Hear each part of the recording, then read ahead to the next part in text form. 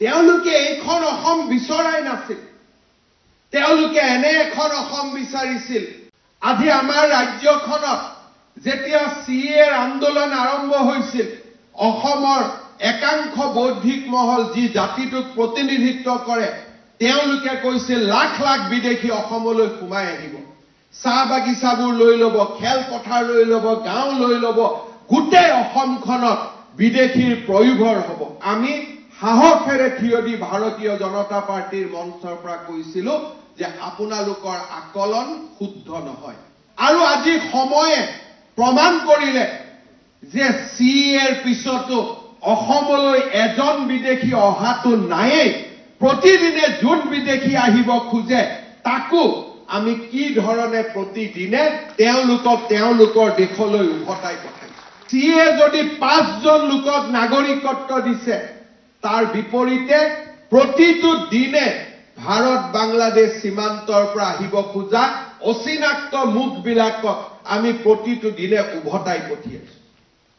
আজি 5 জন নাগৰিকত্বৰ কাৰণে 5 জন যুৱকে নিজৰ প্ৰাণ বলিদান দিলে কিন্তু আজি সেই সকল লোকে নীৰৱ যেতিয়া বাংলাদেশৰ পৰা প্ৰতিটো দিনে একাংশ অচিনাক্ত লোক অসমত সোমাবৰ বাবে চেষ্টা কৰি আছে সেই অচিনাক্ত লোকসকলক ৰোধ কৰিবলৈ চৰকাৰে প্ৰচেষ্টা চলাইছে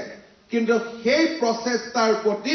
অকণমানো সমৰ্থন জনাই তেওঁলোকৰ ফেচবুকত এটা শব্দও আমি দেখা নাপাওঁ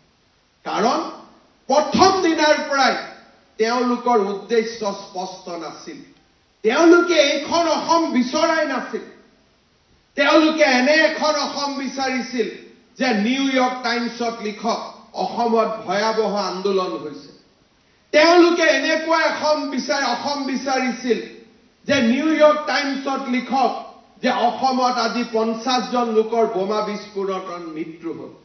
তেওঁলোকে আশাই কৰা নাছিল যে 3টা বছৰৰ ভিতৰতে অসম পৰিৱৰ্তন হ'ব চৰাইদেউ মৈদামৰ কথা নিউয়ৰ্ক টাইমছে লিখিব বৰদোৱা থানৰ কথা নিউয়ৰ্ক টাইমছে লিখিব মহাপুৰুষ শ্ৰীমন্ত শংকৰদেৱ কামাখ্যাৰ কথা নিউয়ৰ্ক টাইমছে লিখিব কাজিৰঙাৰ কথা নিউয়ৰ্ক টাইমছে লিখিব তেওঁলোকে চিন্তাই কৰিব পৰা নাছিল যে প্ৰতি বছৰে 60টাকৈ গড় হত্যা হোৱা সেই কাজিৰঙাৰ পৰা এটাও গড় হত্যা হোৱাৰ বাতৰি নোলাব তেওঁলোকে জীৱনকালত চিন্তাই কৰিব পৰা নাছিল আৰু তেওঁলোকে চিন্তাই কৰিব পৰা নাছিল যে জাগিৰোডত দিনে ৰাতিয়ে কাম হ'ব ভাৰতবৰ্ষৰ সেমি কণ্ডাক্টৰ আন্দোলনৰ আৰম্ভণি অসমৰ এখন সৰু চহৰ জাগিৰোডৰ পৰা আৰম্ভ হ'ব তেওঁলোকে কল্পনাই কৰিব পৰা নাছিল যে অসমৰ বিহুক জগত সভালৈ লৈ যাব পাৰি তেওঁলোকে কল্পনাই কৰিব পৰা নাছিল যে অসমীয়া ভাষায়ো ধ্ৰুপদী ভাষাৰ মৰ্যাদা পাব পাৰে তেওঁলোকে কল্পনাই কৰিব পৰা নাছিল যে বৰাক উপত্যকাটো লাচিত বৰফুকনৰ প্ৰতিমূৰ্তি স্থাপন হ'ব পাৰে তেওঁলোকে কল্পনাই কৰিব পৰা নাছিল যে অসমৰ প্ৰতিটো অনুষ্ঠান মোৰ আপোনাৰ দেশেদি আৰম্ভ হ'ব পাৰে আমি তেওঁলোকে কল্পনা কৰিব নোৱাৰা আৰু তেওঁলোকে ভাবিব নোৱাৰা এখন অসম আমি যিখন অসম মোৰ আশাৰ সপোন যিখন অসম আমাৰ আশাৰ অসম সেইখন অসমৰ বাবে আমি দ্ৰুত গতিত ধাৱমান হ'ব পাৰিম নমস্কাৰ বন্ধু বান্ধৱীসকল আপোনালোকে হিমন্ত বিশ্ব শৰ্মা ডাঙৰীয়া দেৱৰ মন্তব্য শুনিলে তেওঁ গৰজি উঠিছে বহুতো মন্তব্যক লৈ গতিকে যিসকলে তেওঁৰ বিৰুদ্ধে প্ৰতিটো সময়তে মাত মাতি থাকে সেইসকলক হয়তো উত্তৰ দিছে হিমন্ত বিশ্ব শৰ্মা ডাঙৰীয়া দেৱে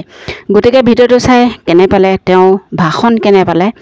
কমেণ্টত জনাব লগতে চেনেলটি সাবস্ক্ৰাইব কৰি থৈ যাবলৈ একেবাৰে নাপাহৰিব ধন্যবাদ